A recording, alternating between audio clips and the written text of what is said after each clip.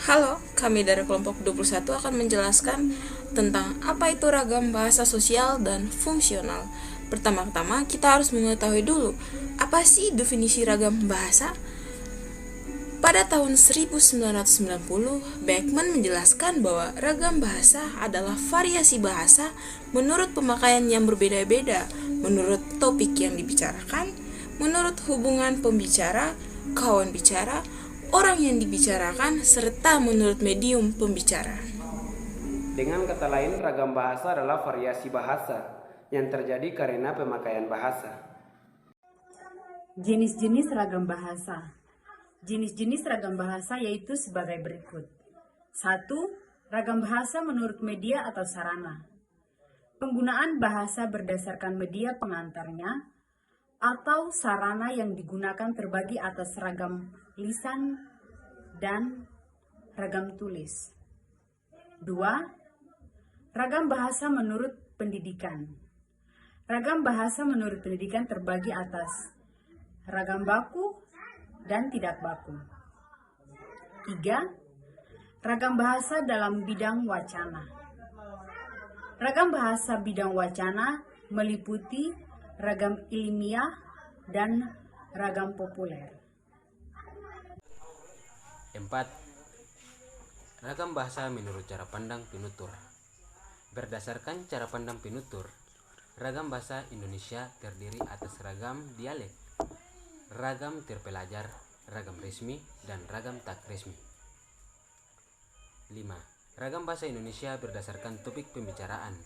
Berdasarkan topik pembicaraan, ragam bahasa terdiri atas ragam politik, ragam hukum, ragam sosial dan fungsional, ragam jurnalis, serta ragam sastra.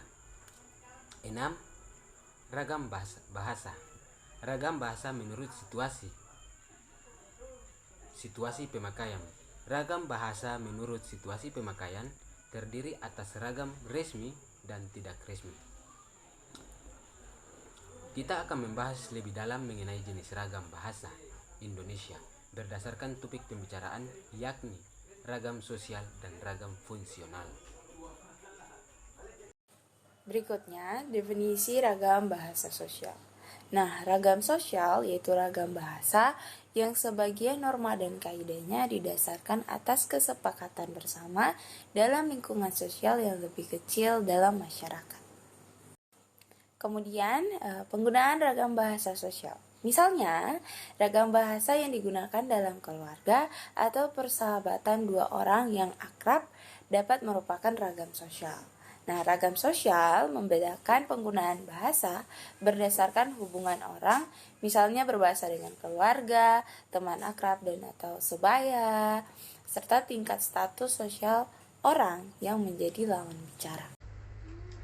Selain itu, ragam sosial berhubungan pula dengan tinggi atau rendahnya status kemasyarakatan dan juga dipengaruhi oleh beberapa faktor seperti usia, gender, pendidikan, dan latar belakang budaya. Ragam sosial mencakup penggunaan bahasa informal, bahasa formal, atau bahasa slang sesuai dengan situasi yang ditemui. Sebagai contoh, orang takkan sama dalam menyebut lawan bicara jika berbicara dengan teman dan orang yang punya kedudukan sosial yang lebih tinggi. Pembicara dapat menyebut kamu pada lawan bicara yang merupakan teman, tetapi takkan melakukan itu jika berbicara dengan orang dengan status sosial yang lebih tinggi atau kepada orang tua. Contoh kalimat ragam sosial. Yang pertama, kemarin ada tugas bahasa Indonesia enggak ya?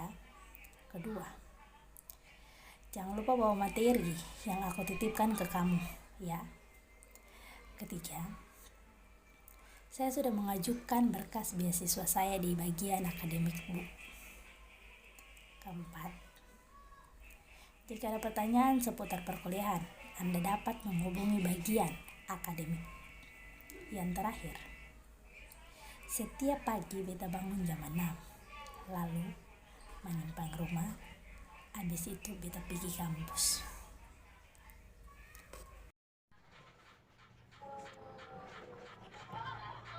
Definisi ragam fungsional. Ragam fungsional adalah ragam bahasa yang dikaitkan dengan profesi, lembaga, lingkungan kerja, atau kegiatan tertentu lainnya. Penggunaan ragam fungsional. Ragam fungsional juga dikaitkan dengan keresmian keadaan penggunaannya. Ragam fungsional dapat menjadi bahasa negara dan bahasa teknis keprofesian seperti dalam lingkungan keilmuan atau teknologi, kedokteran, dan keagamaan. Semua ragam ini memiliki fungsi pada dunia mereka sendiri. Pembicaraan dalam bidang hukum, bisnis, sastra, dan kedokteran dengan berbagai topik dapat bernuansa ilmiah dan non-ilmiah jika yang dipakai dalam pembicaraan itu kata-kata biasa atau kata-kata umum. Berarti larasnya non-ilmiah.